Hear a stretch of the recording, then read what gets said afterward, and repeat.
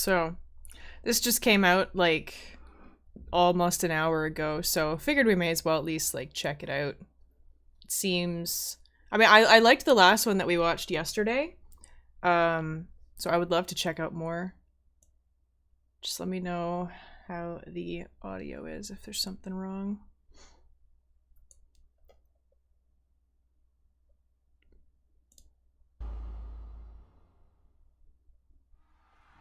The War of the Ancient Dragons began thousands of years ago, and the Erdtree capital came under siege, led by a gargantuan dragon named Gransax. The dragons wielded heavenly bolts of red lightning, and so the Knights of the Erdtree learned to fortify themselves against it, and stayed on the defensive until Godwyn the Golden delivered the decisive blow. He stood before another legendary dragon known as Dread Fortisax and defeated him. But instead of granting death, he showed mercy. He offered friendship, and it was with this act that the ancient dragons and the Golden Order truly became one. Huh. Damn, talk about stepping up your game. Yeah, oh my gosh, Pasta. That is absolutely crazy. I watch like every video and I still don't have a fucking clue what's going on. That's okay. There's so much.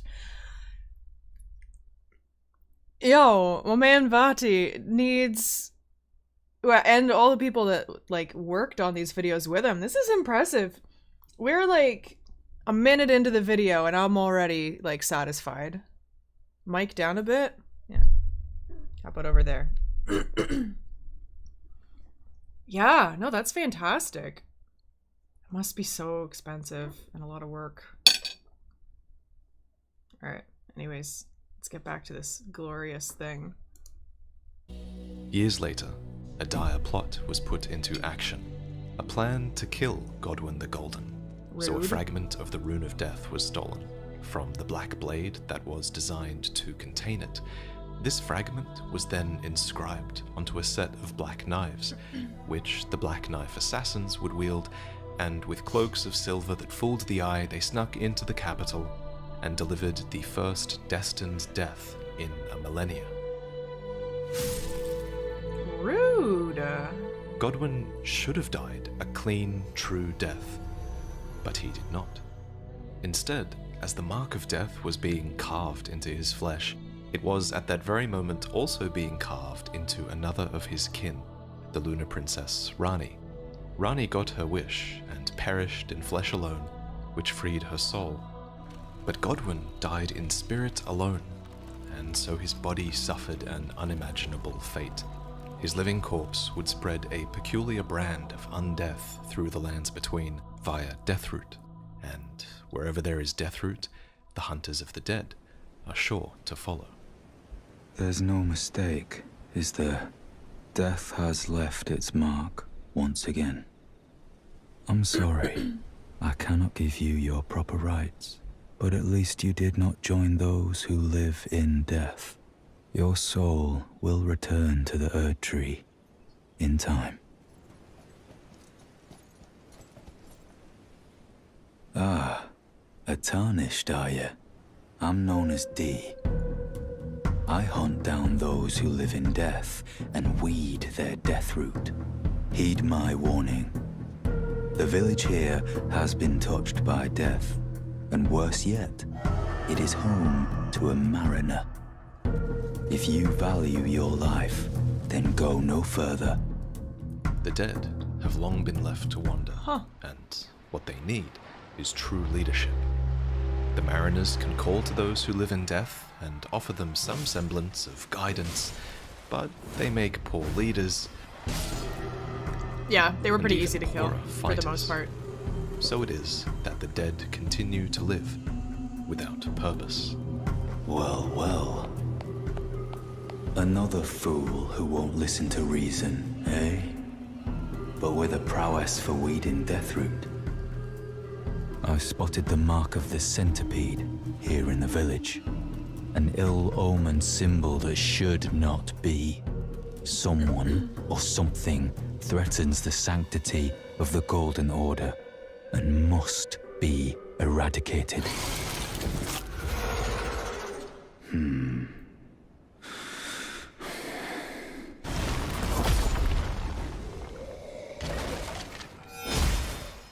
Yep. Dee claims to have seen the mark of the centipede in this village, and it seems he's talking about the death root here, which is at the very heart of those who live in death. This death root carries the curse of the centipedal half-wheel wound, which raises the dead from their graves, ordering their bodies to life, without a soul, without guidance, and without grace. How would you like to earn the strength of beasts? If you're inclined to hunt more of those who live in death and weed their death root, then I'll introduce you to Garank. Yeah. I have a matter of my own to attend to, and the beast himself wishes for someone to take my place. What say you? Very well. Show me your map. I've marked the location for you. It will lead you to Garank, the beast clergyman. The bestial sanctum lies past Farum Great Bridge, deep within the Caelid wilds, past the vulgar militiamen, who are short, brutal mercenaries, and those guys friggin' sucked. I got ganked by them a few times. They were rude. They were very rude. Spouted an awful lot of nasty stuff in my way. the Blackblade Kindred, who are a patchwork of champions put back together with corpse wax. Looks like a They're gargoyle. all here in defense of Garank. Or should I say Malakath. He is Marika's loyal shadow that once kept the Rune of Death bound within his black blade. That is, until a piece of that death was stolen. Afterwards, he buried the black blade deep within his very self, so that no one could steal it, ever again. I smell it. Death. Feed it me. Suffused with the Rune of Death, Malakath now hungers for Deathroot, desperate to gather back what he strongly feels are the missing parts of himself. Oh. Tarnished. Bring more death. I shall grant thee eye and claw. Feed me more.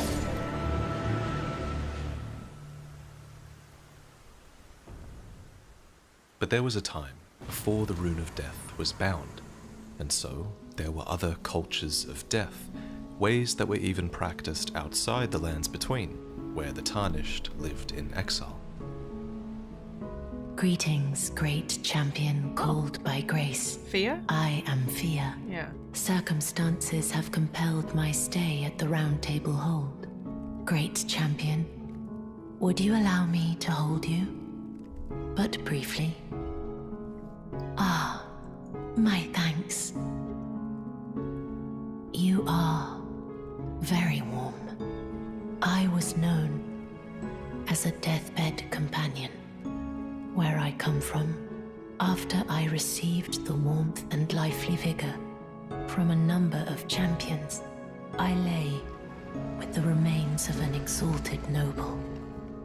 To grant him another chance at life, to do so is the purpose of my being. But before I could bear the noble into new life, I was awakened by the guidance of grace and chased from my birthplace. True. Originally, the Deathbed Companions existed to provide a simple comfort to those who were dying, but at some point, it seems, it was discovered that a Deathbed Companion could use the vitality of others to birth dead remains into new life. And so, the Deathbed Companions became a tool, a path to rebirth for the privileged, who told the Deathbed Companions who to lie with and when, so that one exalted being might get a second chance at life. Despite all that, I still wish to be a deathbed companion. So please, let me hold you like this, as often as it takes. But it's not all about you. After all, you are not the only tarnished that fear lays with. And who knows what secrets are shared in her bedchamber.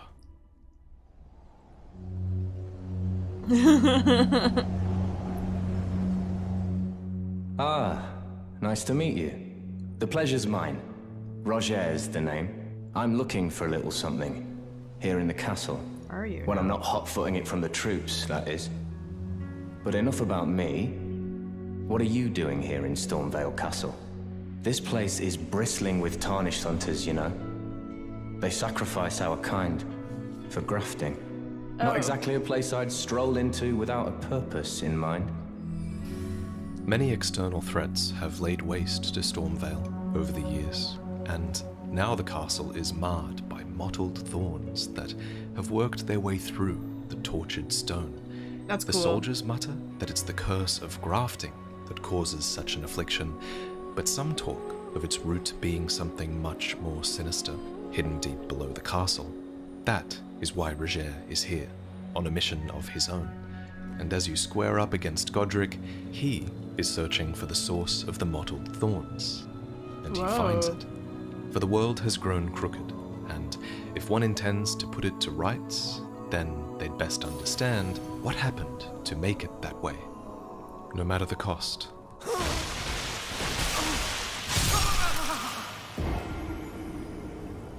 You died. The world is slowly being taken over by the deathroot that is Godwyn. For when Godwyn died, his body was buried in the deep-root depths, in what seems like an esteemed position directly below the Erd Tree. This would have been done in accordance with the practice of Erd Tree burial, a process which replaced destined death. For under Marika's Golden Order, death exists, but it is not the end, and the roots of the Erd Tree should call to all of the dead in time, reabsorbing them into the great tree where they may one day be reborn. Godwyn, being a great hero, likely received the burial rites that placed him as close to the Erd Tree as possible, but this backfired horrifically, for the roots would instead take up Godwyn's cursed essence, like a tree absorbs water, and spread the mark of the centipede throughout the lands between via Deathroot. So it is that those who live in death were born, and the hunters of the dead would follow. I serve the Golden Order, that I might put this crooked land to rights, following only the guidance of the Great Elden Ring. Those who live in death fall outside the principles of the Golden Order. Their mere existence sullies the guidance of gold, tainting its truth. And so it is the vermin must be exterminated. Fair. Down to the very last. You know what? I agree. The hunters of the dead. I'm wondering if I replayed, I wonder what, like how I would play. There's so much going on and there's so many different choices in the game. First playthrough, I just tried to kill as many things as possible. But I feel like there are a lot of things in, like, it, as much as there are a lot of options, I feel like it would be kind of cool if you could, like, choose the side of all of the demigods. Like let's say you sympathized with Radon, for example, and then, like, helped Radon do his thing. Or if it was possible to try and, like, help Millennia or something, you know? I think that would be really cool if you could have that option. Oh, hey. How you doing? Yeah, we're watching the new Elden Ring stuff from Vati. Freaking really, really, really impressively well produced content. Man, I love YouTube. Only because of YouTube can we get good stuff like this. I'm very impressed. I'm very, very, very impressed. Strength and faith for your second playthrough? Yeah, I mean, I did a gravity mage on my first run. I'm wondering if I would want to try something different. I don't know. We'll see. We'll see what happens if I do a new game plus. I'd like to at some point. One day. Are fanatics who are glad to have an absolute evil to contend with. But does such an evil even exist in the fundamentals of order? Are you acquainted with a man named Roger? You know, the piteous fellow hiding away on the balcony. He was a formidable spellblade in times past. Don't let his easy air deceive you. He was wise beyond his years, stout of heart, and clear of mind. Ah, so you've met Dee. Dee is an old friend. We found ourselves journeying together for a time, bound by our exploration of death. But our paths have since diverged, never again to cross. Though that's hardly an uncommon fate for two friends. No more, though. You see him now, ravaged by thorns, muttering and rambling, like he's half dead already. Couldn't change a thing.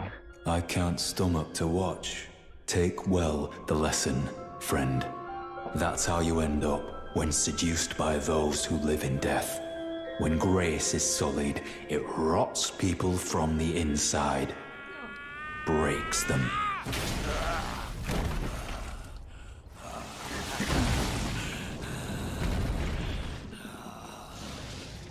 This is what the Golden Order has been reduced to.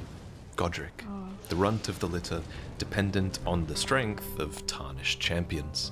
But Fia's favor is bestowed upon her consorts. It allows them to ignore any aches or pains, for in death there is only peace.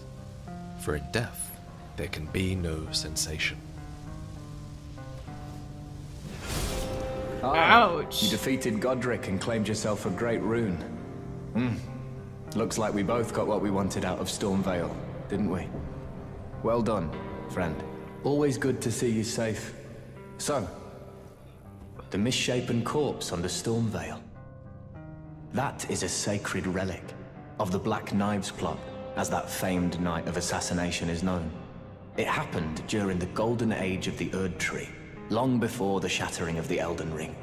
Someone stole a fragment of the Rune of Death from Malekith, the Black Blade, and on a bitter night, murdered Godwyn the Golden. That was the first recorded death of a demigod in all history, and it became the catalyst. Soon, the Elden Ring was smashed, and thus sprang forth the war known as the Shattering. I once wished to become a scholar, you see. I've spent many an hour scouring the archives for knowledge of that fateful plot. And that thing is to blame for the shape I'm in now. I urge the utmost caution. Don't disturb the corpse more than necessary. Well, now we just have to go and find this and dance around on it. But yeah, no, it's crazy toxic. I'm very, very, very into this series. I don't know how long this one is either. It's still on the premiere page. My dear, have you ever heard of Black Knife Prince? Dear Roger likes to talk of them when abed. And the ancient plot, in which the first of the demigods was slain. The black knives wielded by the assassins who committed the act, along with the impressions they made, somehow hide the truth of the conspiracy. These grand affairs are hardly my forte, but dear Roger began to weep as he spoke. In truth, The other ones are like a half hour. I've heard tell from someone else about the Black Knife Prince that fascinate dear Roger so. But it wouldn't be right to give this to him, stuck as he is in the round table hole. Perhaps you could make use of it? With a crudely drawn map in hand, we can find a living black knife, one of many who lurk purposeless in the dark places of the lands between, and Dee is here to help you.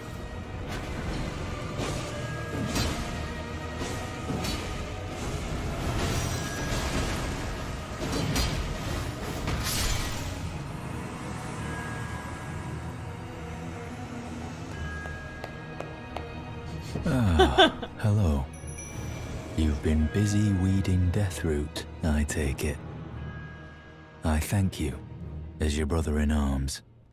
The Black Knives were, after all, instrumental in undoing Dee's beloved order, so here he takes his revenge, and you walk away with an imprint of a black knife. Hell yeah.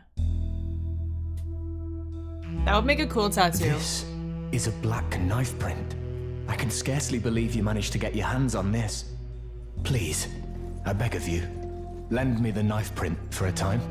I'd love nothing more than to tease out its secrets.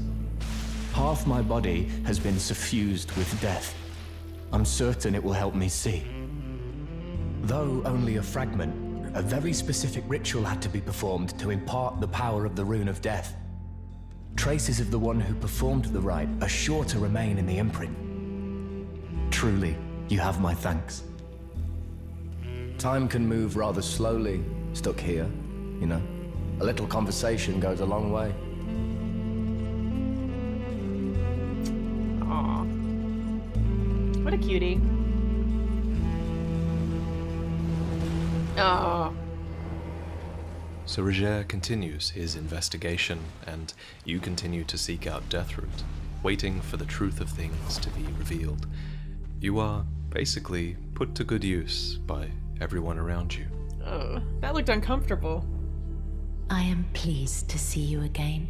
Would you like me to hold you? Now, come closer. You are so very warm. I heard that you lent a hand to dear Roger. He seemed positively elated. He must be possessed of great mental fortitude. It anchors his will and sustains him, despite his grievous wounds. You truly are a champion to dear Roger, and myself too. My dear, might I ask something of you? Could you please find the owner of this dagger and return it to them? A certain person gave it to me as a gift. It's a very precious thing. It must have a special place in the owner's heart. So I would like for the original owner to have it back. In their heart? If you wouldn't Good night. mind. This weathered dagger was once a special weapon of gold and silver intertwined, except now it has been worn down and marred by a black gash. It's natural to think that this weapon belongs to Dee, but then why didn't Fia give it back to him herself? Well, what have we here? How That's did lame. you get your hand on that dagger? Well, that hardly matters. I know very well whose dagger it is. Why don't I return it to them for you? Good work bringing this to me. It's almost as if they're playing a game with the dagger, arguing over whose heart it truly deserves to be buried within. And it's a game that Dee ends up losing. For Fia developed a sorcery to oppose the Round Table Hold, a mist of deathblight that is only effective against the Tarnished, especially if they confront you in a small, enclosed room.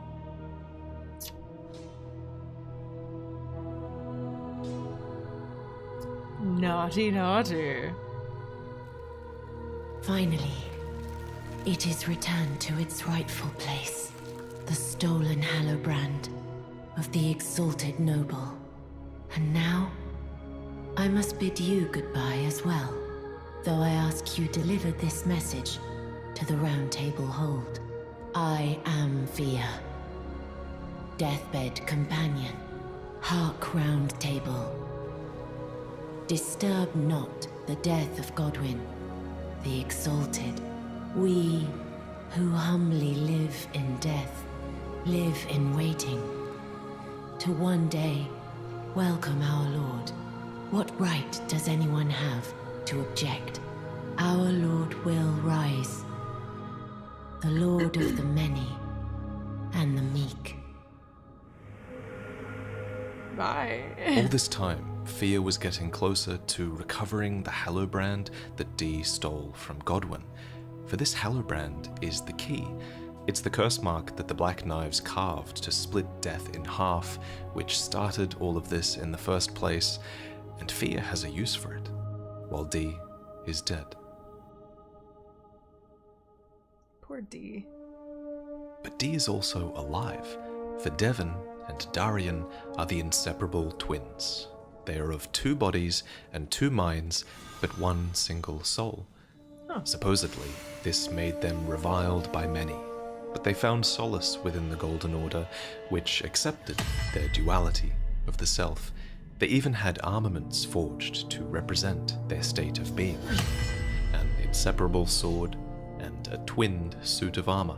And these items long to find their way back to the other Dee, who yet lives. Devon slumbers in the Eternal City, tormented by Deathblight. And it's here that he is said to have stood before the Prince of Death, suggesting he was the one who carved the curse mark from Godwyn's flesh. Perhaps he even used a weathered dagger to carve it out, and perhaps this dagger was then mockingly gifted to a rotten witch, setting into motion the events that would lead to his brother Darian's death. Sad.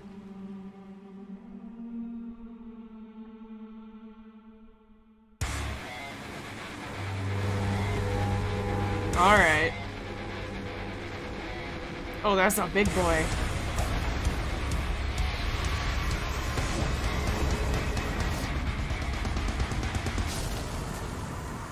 The Mariners are a joke, Yeah. making your hunt for the spreading death root an easy one.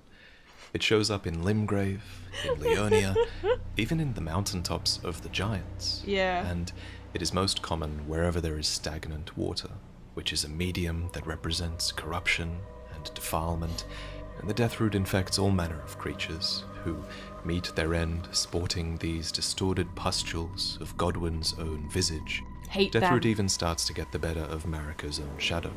After all, in the end, what we're feeding him is now much more than just the missing fragments of the Rune of Death.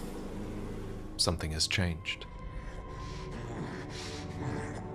Strange. There's something else. I must consume more.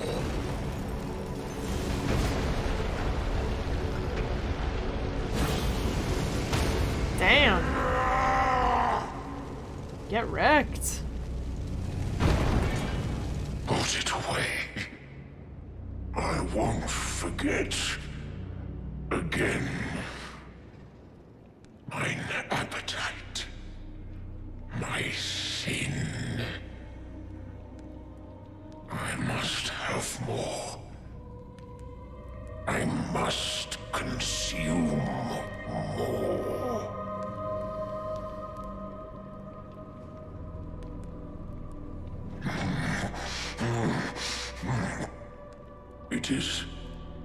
It is all consumed. Still, I am not sated. Not nearly sated. Marika! Is this what it is to sin? Will things never be the same again? I'm so upset. Tarnished. My thanks for thy long labor. But I have done all I can in this land. Henceforth, mine appetite shall be my sole companion. Farewell.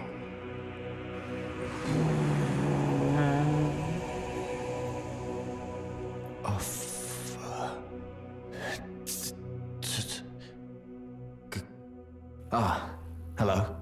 I was hoping to see you. My examination is complete. Here's the knife print back, with my thanks.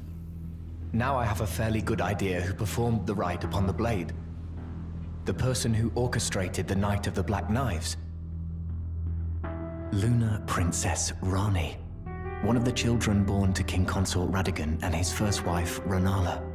Demigod and sister to General Radahn and Praetor Rykard. Hers was the name I discovered in the imprint.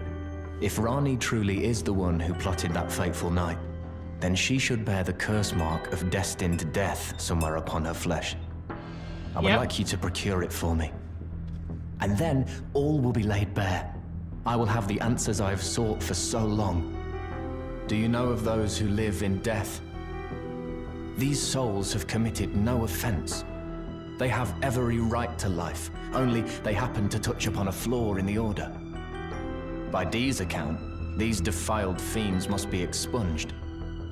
But truth be told, I seek the curse mark to save them. If we're looking for someone to blame in all of this mess, This then guy's where great. do we land? Does the guilt lie with those who live in death, who touched Deathroot? Or with Godwyn, who spawned it? Or should we blame Rani, who thought up the plot in the first place? Personally, I think any fault goes even further back, to Marika, who, in her hubris, thought that she could free the world from death. Death and life should never have been separated, a fact that is more clear now than ever. Maybe I should tell you. Lately, I feel I'm on the precipice of falling into a deep, fathomless slumber. And Poor guy. I have an inkling it could spell trouble for you somehow. So I just wanted to get the apology out of the way beforehand. Since you're so scary and all. Yeah. Well, this is unfortunate.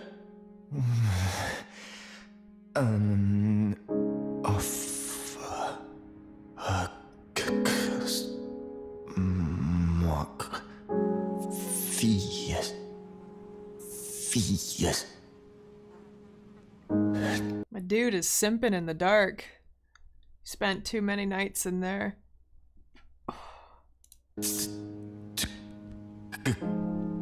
Godwyn. Full circle forms. It looks a lot like an eclipse as well, by the way.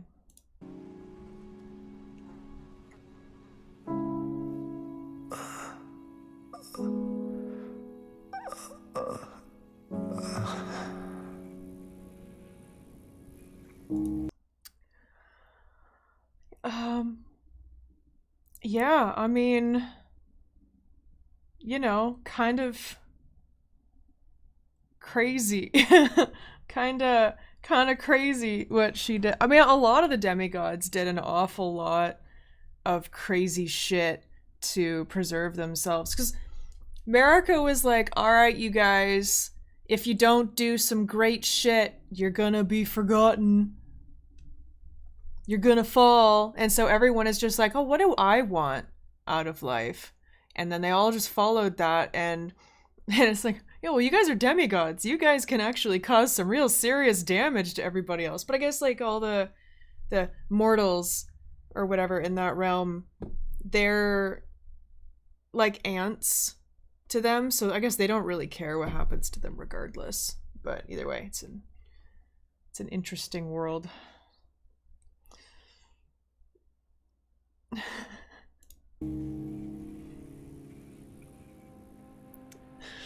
True, pasta. True. So, whoever can obtain 2 halves of the curse mark can form a rune. With his dying breath, Roger hints that Fia might be able I'm just to saying use in this. general show. And a letter, scrawled by Roger on his deathbed, tells us one last thing. It's that Dee had a twin brother, and that the other Dee might be found in an aqueduct beside the eternal city of Nokron. Roger implores us to put his friend to rest and reunite the twins, which we do. Oh, But- all the little centipedes. Remember those guys? Oh, I loved collecting them. They made my day a lot happier. Friend to rest and reunite the twins, which we do by returning Dee's armor.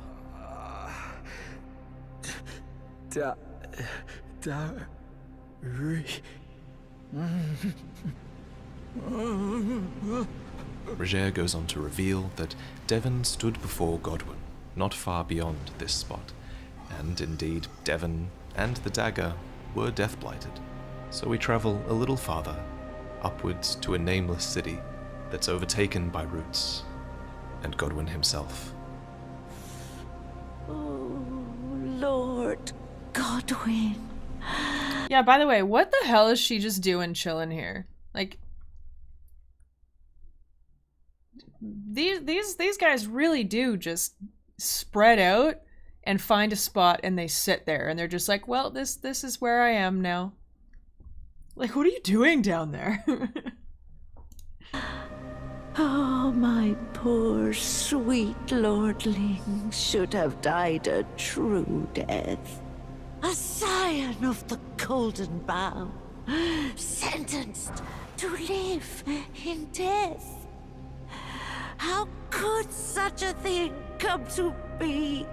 Oh. Here, Fia finally lies with Godwin, the Prince of Death, defending his being with the sapped strength of every hero who lay with her. Including, of course, the famed spellblade Roger.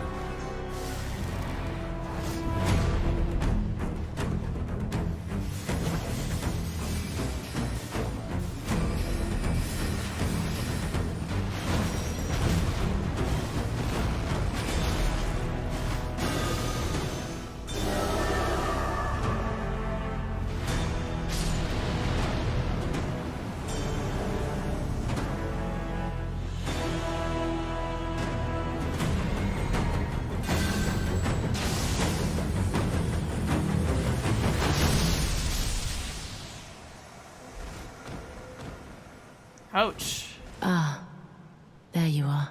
I knew you would come. What is it you intend? To deny us and our ways, like the dogmatic brutes of the Golden Order? You are an odd one. I am the guardian of those who live in death. They call me a foul and rotten witch. Yet you still wish to be held by me? Simp to the end.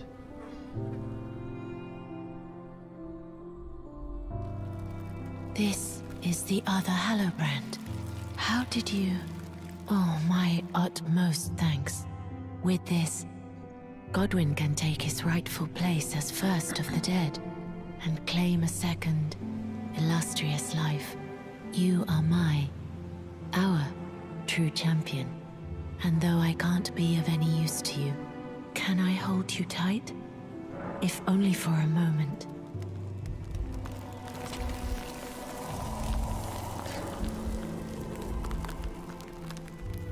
I will soon lay with Godwin, and it will surely stir within me the new life of the Golden Prince, and first dead of the demigods, as the rune of those who live in death.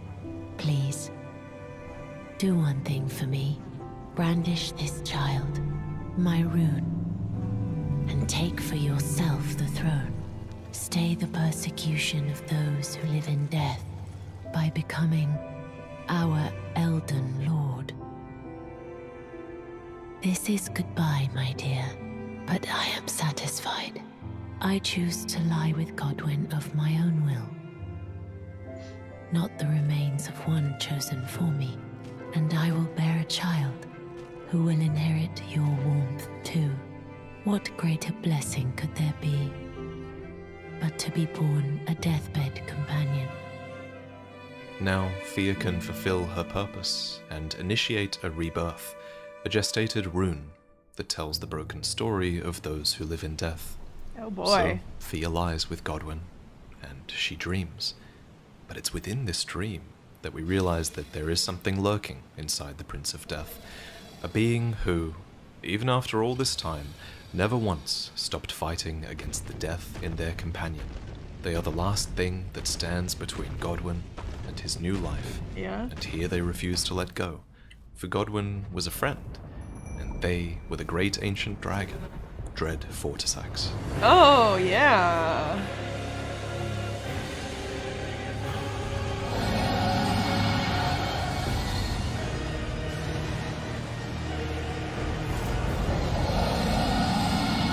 Cool.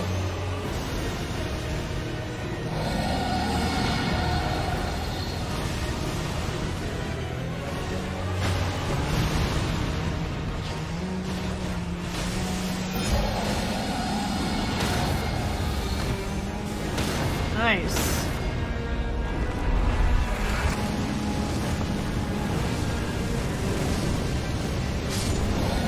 Oh.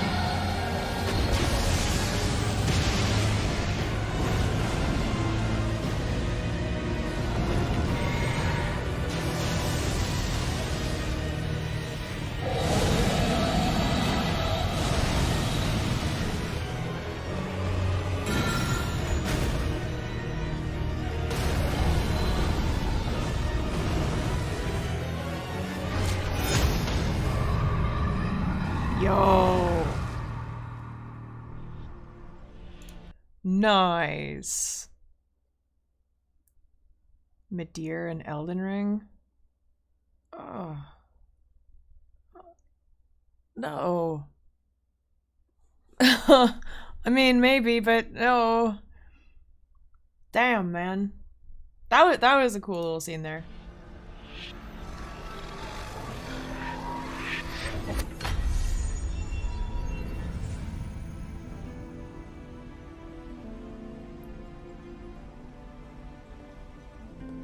There we go. Finally, Good night, you Fia. can bring the entire broken curse mark itself into order. The mending rune of the Death Prince, which enables his bastardization of life to become an official part of Death's story. But first, you have to burn down the Erd Tree and walk alongside Flame to meet the road of destined death, which leads to Faram Azula, a broken city floating outside of time. Yeah, what a cool place. Pretty incredible. I struggled a little here, though. Still cool as hell. And against all logic, Deathroot now grows here too. Turns out, nowhere is safe from its touch, even in Faram Azula, where the true rune of death is still protected by none other than Malakath, who masqueraded as Garank, so that you might feed him Deathroot and help him to achieve the one and only task Michaela. that Marika saw fit to entrust him with. Yep.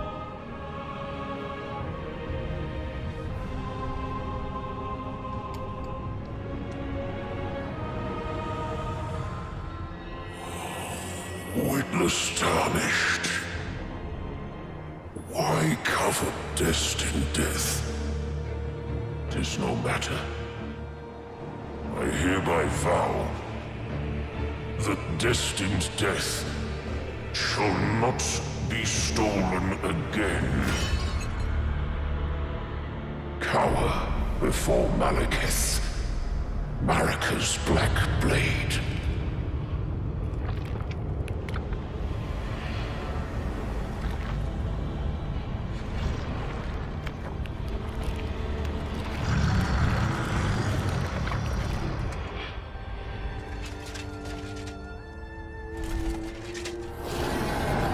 What a cool boss.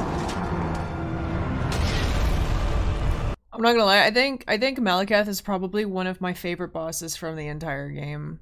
I think, I don't know, I think his story is really fascinating. I think his design is beautiful. I don't know, everything about him is just appealing. You know, he's definitely one of my favorites.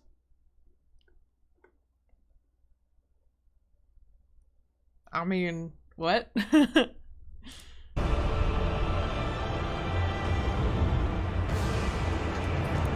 Alright, just because I'm a white girl. Alright. Can't say that shit here.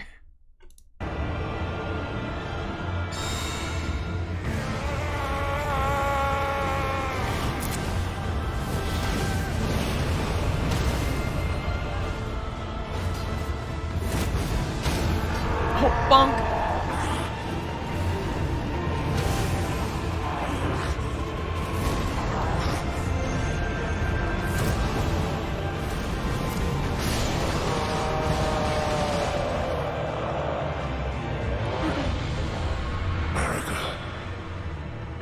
Why wouldst thou gull me?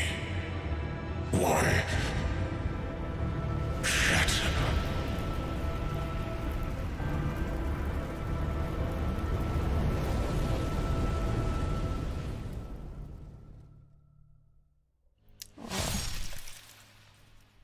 Ha! Prince of Death, take a good long look. See the wrath of the Golden Order, the Order's justice writ in blood. This is what's become of your precious witch. Look at this rotten whore. No more children can be got from this useless flesh. This is a proper death, O Prince. Behold, your mother is dead.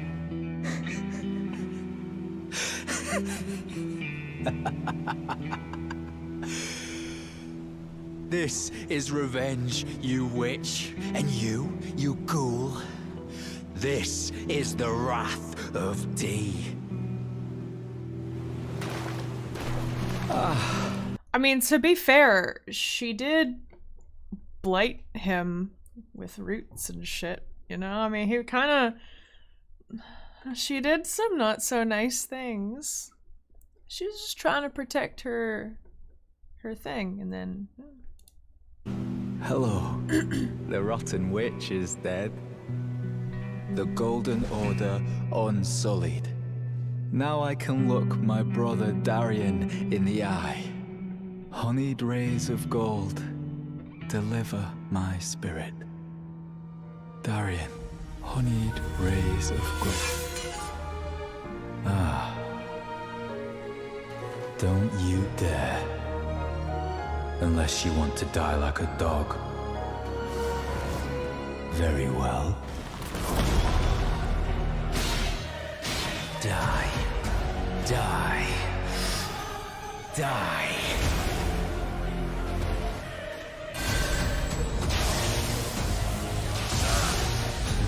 Then you are a blight.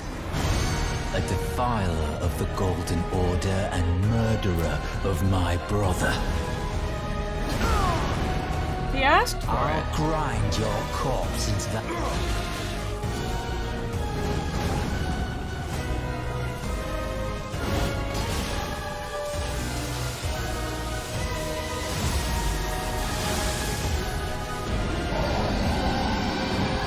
Hell yeah.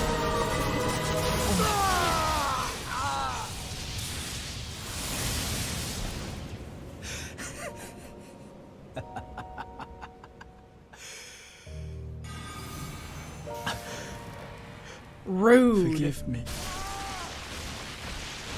Sorry.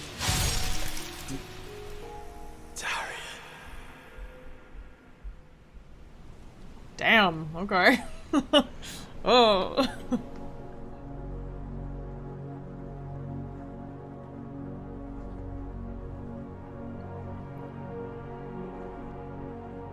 As a deathbed companion, Fia had no choice but to lie with others, until the guidance of grace led her back to the lands between, where she used her chambers in the Round Table Hold to great effect, biding her time, listening to the secrets told to her in private, until she could use the strength of champions to speak for others, for the downtrodden, who had no champion.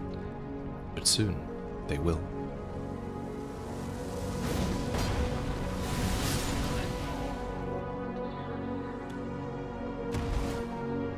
Ow.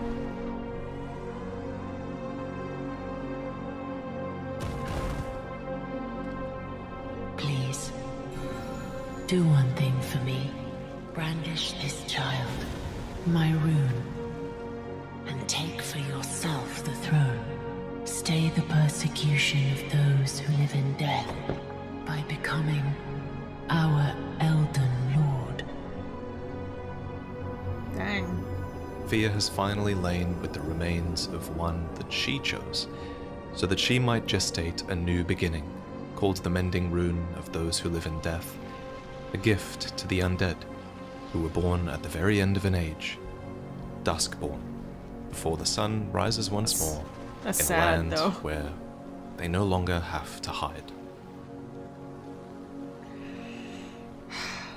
Damn. The fallen leaves tell a story of how a tarnished became Elden Lord. In our home, across the fog, the lands between, our seed will look back upon us and recall the age of the Duskborn. Pretty cool.